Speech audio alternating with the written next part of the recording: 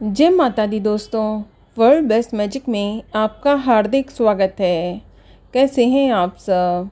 ये बताने के लिए कमेंट बॉक्स में जय माता दी जरूर लिखें। दोस्तों, हिंदू धर्म में निर्जला एकादशी के व्रत का विशेष महत्व है। सभी एकादशियों में से निर्जला एकादशी काफ़ी खास होने के साथ साथ सबसे कठोर मानी जाती है, क्योंकि इस दिन अन्न और जल ग्रहण नहीं किया जाता है। इस व्रत को निर्जला और निराहार किया जाता है।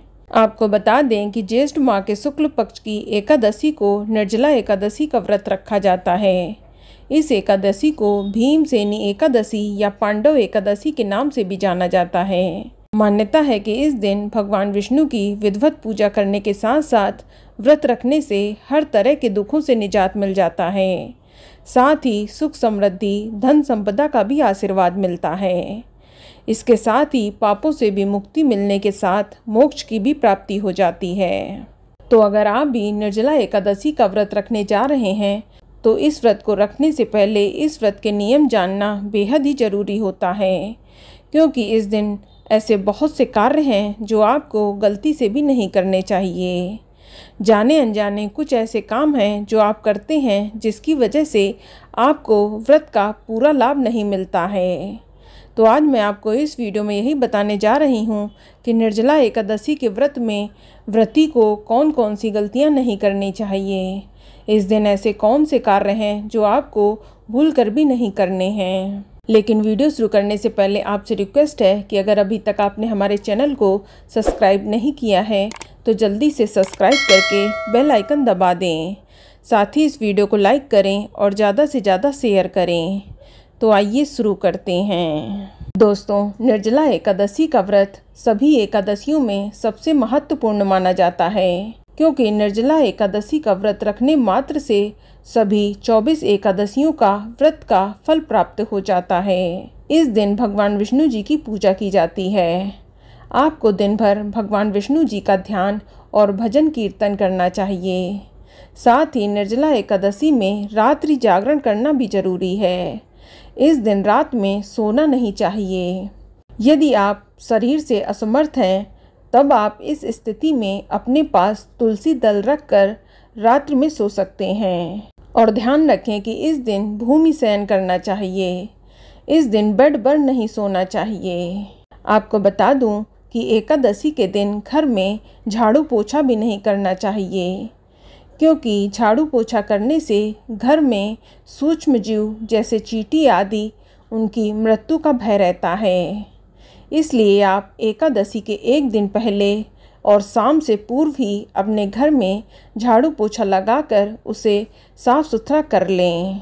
दोस्तों, निर्जला एकादशी का जो सबसे सख्त नियम है वो ये है कि निर्जला एकादशी के दिन गलती से भी पानी नहीं पीना चाहिए। इस एकादशी का नाम ही निर्जला है, यानी बिना जल के व्रत संपन्न करना। तो अगर आपने निर्जला एकादशी के दिन निर्जला व्रत धारण किया है तो आपको द्वादशी के सूर्योदय से पहले जल की एक बूंद भी ग्रहण नहीं करनी चाहिए। इस बात का आपको विशेष रूप से ध्यान रखना है।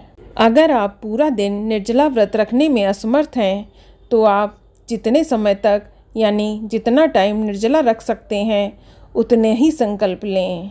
जितनी आपकी शारीरिक क्षमता है उतनी देर का आप निर्जला व्रत का संकल्प लें। अन्यथा आप इस व्रत को जल पीकर या फिर फलाहार करके भी कर सकते हैं। लेकिन ये व्रत इतना पुण्यदायक है कि आप इस एकादशी का व्रत जरूर रखें। इसके अलावा अगला नियम है कि एकादशी के दिन भूलकर भी चावल का सेवन नहीं करना चाहिए। जिन लोगों ने एकादशी के दिन व्रत धारण नहीं भी किया है उनके लिए भी बता दूं कि उन्हें चावल का सेवन इस दिन भूलकर भी नहीं करना चाहिए, अन्यथा आप पाप के भागीदार बन जाते हैं और आपके सभी पुण्य फल नष्ट हो जाते हैं।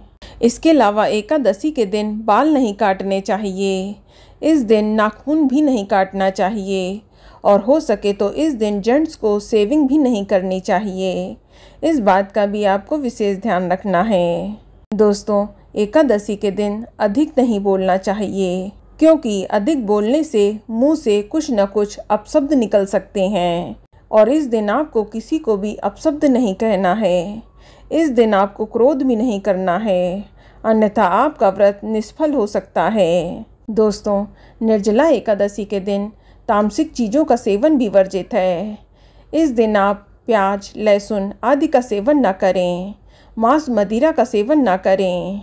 इसके अलावा किसी दूसरे के घर से आया हुआ अन्न भी ग्रहण नहीं करना चाहिए, इससे भी आपके सारे पुण्य नष्ट हो जाते हैं।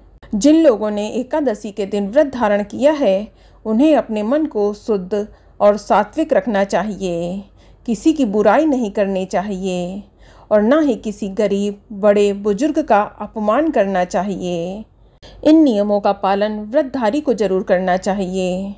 इसके अलावा आपको बता दूं कि एकादशी के दिन जौ का सेवन कदापि ना करें। ठीक इसी प्रकार इस दिन मसूर की दाल का सेवन करना भी वर्जित होता है। दोस्तों, एकादशी के दिन सेम की फली का सेवन भी नहीं करना चाहिए, ऐसा करने से संतान को हानि पहुंचती है। दोस्तों, एकादशी के दिन आप भगवान को मीठा पान अर्पित कर सकते हैं, लेकिन इस दिन पान खाना सख्त मना है। एकादशी के दिन बैगन खाना भी वर्जित होता है। इसके अलावा ध्यान रखें कि एकादशी के दिन कभी भी दातून से दांत साफ नहीं करने चाहिए। ऐसा इसलिए क्योंकि एकादशी वाले दिन किसी पेड़ की टहनी को तोड़ने से भगवान रुष्ट हो जाते हैं। तो आप नींबू, आम या जामुन के पत्ते चबाकर कुल्ला कर सकते हैं या अपनी उंगली से ही अपने दांत साफ कर सकते हैं। दोस्तों, एकादशी की तिथि बहुत ही पुण्यदायक होती है, इसलिए इस दिन पूर्णतः ब्रह्मचर्य का पालन करना अनिवार्य है। दोस्तों, निर्जला एकादशी के दिन नमक का सेवन भी वर्जित माना गया है। यदि आपने व्रत रखा है तो हो सके तो निर्जला एकादशी के व्रत में आप नमक का सेवन ना करें। इसके अलावा एकादशी के दिन तुलसी का स्पर्श करना भी वर्जित है। इस दिन तुलसी में जल नहीं चढ़ाना चाहिए। कहा जाता है कि एकादशी का व्रत तुलसी मैया भी धारण करती हैं, ऐसे में उन्हें जल अर्पित नहीं करना चाहिए और ना ही स्पर्श करना चाहिए।